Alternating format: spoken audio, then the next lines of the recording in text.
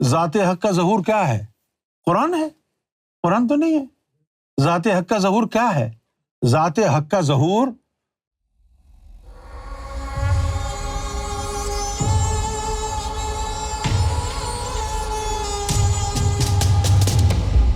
ذات حق کے ظہور کو قرآن کہتے ہیں؟ نہیں، میرا تو نہیں خیال کہ ذات حق کے ظہور کو قرآن کہتے ہیں۔ قرآن کا جو لفظی معنی اور ترجمہ ہے وہ ہے ایسی چیز جسے پڑھا جائے، جیسے کہ ہم کہتے ہیں قرأت کرو۔ قرأت کا کیا مطلب ہے؟ پڑھو۔ قاری کا مطلب پڑھنے والا، اور قرآن جسے پڑھا جائے۔ قاری، قرأت، قرآن۔ قرآن کا مطلب ہے اس کو پڑھا جائے، ایسی کتاب جسے پڑھا جائے۔ جو بھی چیز ہے اسے پڑھا جائے، اگر اس کو پڑھا جائے گا تو وہ قرآن کہلائے۔ ذات حق کا ظہور، ذات حق کا ظہور تو وہ مختلف صفات کا ہے، اور پھر کچھ ظہور ہے، کچھ نزول بھی ہے۔ نزول کا مطلب ہے نیچے آنا۔ بہت ساری صفات ہیں کہ جن کا ظہور ہوا ہے لیکن وہ اوپر ہی ہیں عالم بالا میں۔ کچھ ایسے بھی جلوے ہیں جن کا نزول ہوا، وہ زمین پر آئے۔ کیسے آئے زمین پر؟ نبیوں کے سینوں میں رکھ کے اللہ نے بھیجا۔ صفات حق کے ظہور کو فرقان کہتے ہیں؟ نہیں، فرقان کسوٹی کو کہتے ہیں، کرائٹیریا، اس کو کسوٹی کہتے ہیں۔ یہ فقرہ کہیں لکھا ہوا تھا، غلط لکھا ہوا تھا۔ جس نے بھی لکھا ہے اس کو حقیقت، قرآن، معرفت، طریقت، ان سے کوئی لینا دینا نہیں ہے۔ ذات حق کے ظہور کو قرآن نہیں کہتے، نہ ہی صفات حق کے ظہور کو فرقان کہتے ہیں۔ فرقان کسوٹی ہے۔ کسوٹی کیا ہوتی ہے؟ جس ذات کو بھی اللہ تعالیٰ مبعوث کرتا ہے وہ فرقان ہے۔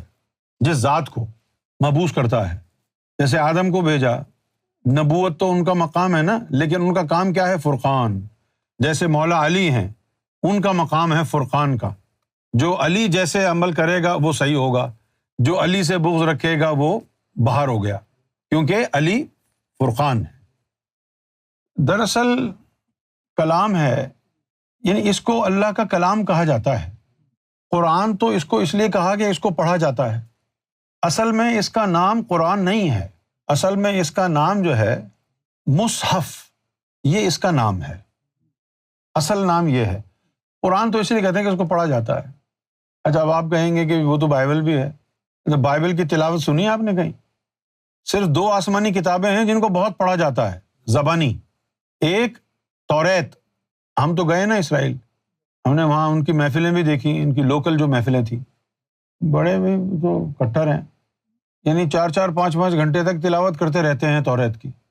اب میں تو دل میں بیٹھے بیٹھے دعائیں مانگ رہا تھا کہ اب ختم ہو، کب ختم ہو، کب ختم ہو، کیونکہ 5 گھنٹے اسٹریٹ فارورڈ بیٹھ کے آدمی کو جو ہے وہ پیشاب بھی کرنا پڑتا ہے، اور یہ وہاں پر جو ہے کچھ ہے نہیں کہ بھئی میں پیشاب کر کے آ جاؤں، پتہ نہیں ان کے کڈنی وڈنی جو ہے ایکسٹرا پائپ لگے ہوئے ہوں گے، 5 گھنٹے سے تلاوت کر رہے ہیں، کسی کو پیشاب بھی نہیں آیا، تو وہ بھی بہت تلاوت کرتے ہیں قرآن، یعنی اپنی کتاب کی۔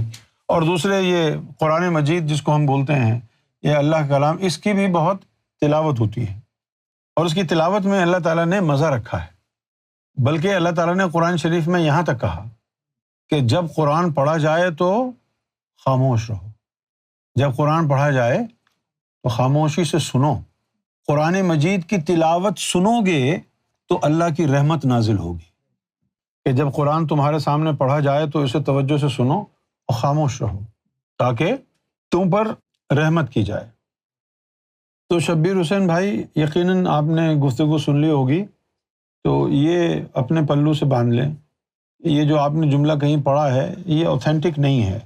ذات حق کے ظہور کو قرآن کہتے ہیں۔ ذات حق کا جو ظہور ہے وہ ذات مصطفیٰ ہے۔ جس نے بھی یہ جملہ لکھا ہے اس نے کوشش کی ہے کہ آپ کے دل سے حب مصطفیٰ نکال دے۔ ذات حق کا ظہور کیا ہے؟ قرآن ہے، قرآن تو نہیں ہے۔ ذات حق کا ظہور کیا ہے؟